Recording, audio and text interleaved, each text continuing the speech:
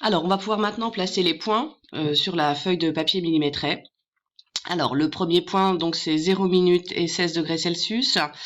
Alors, avec l'échelle qui est prise ici, donc on a 5 degrés Celsius pour 2 cm, ce qui revient à 4 mm pour 1 degré Celsius. Donc, 16 degrés Celsius va se positionner ici. Je continue, donc à 1 minute, nous sommes à 13 degrés Celsius, 5. Ensuite, 11 degrés, je vais arrondir à 11 degrés, c'est plus simple pour 2 minutes. 8,6 pour 3 minutes, donc je vous conseille, hein, c'est plus... 8,6 on peut le faire, donc 8,6, 6,5, 5 degrés. Alors là, on est bloqué à 6,5 pendant jusqu'à quasiment 8 minutes. Voilà. Et enfin 4 degrés à 9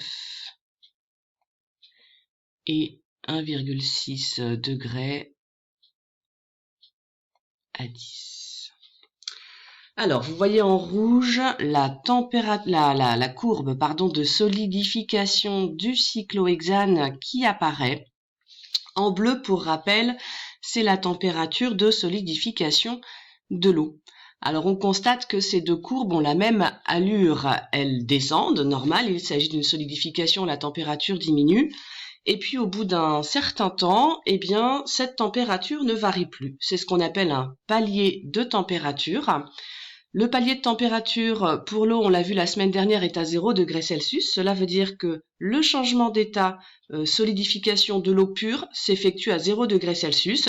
Et bien donc, grâce à la courbe qui est ici, vous allez pouvoir déterminer la température de solidification du cyclohexane, à quel moment ce changement d'état a démarré, combien de temps il a duré, ce sont les questions de la feuille polycopiée. Et puis surtout, on va pouvoir constater grâce à cette expérience que suivant le corps pur, la température de solidification n'est pas la même. En fait, la température de solidification d'un corps pur est caractéristique de ce corps pur.